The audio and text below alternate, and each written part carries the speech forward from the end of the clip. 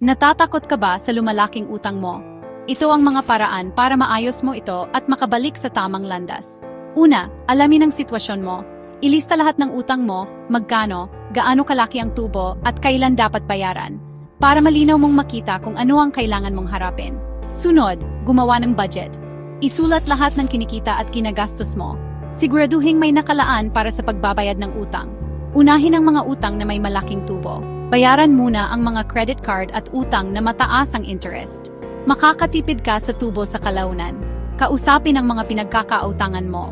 Huwag kang matakot na sabihin ang sitwasyon mo. Baka pwede kang makipag-ayos para sa mas magaan na bayaran. Pag-isipan ng debt consolidation. Pagsama-samahin ang mga utang sa isa lang na may mas mababang tubo. Mas mapapadali nito ang pagbabayad mo. Humingi ng tulong kung kailangan. Ang financial advisor o credit counselor ay makakatulong sa iyo. Mag-ingat sa mga manloloko. Laging siguraduhin na lehitimo ang sinumang nag-aalok ng tulong sa utang. Maging disiplinado at determinado. Matagal at mahirap ang pag-ayos ng utang. Pero kaya mo yan. Ituloy mo lang at makukuha mo ulit ang kontrol sa pera mo.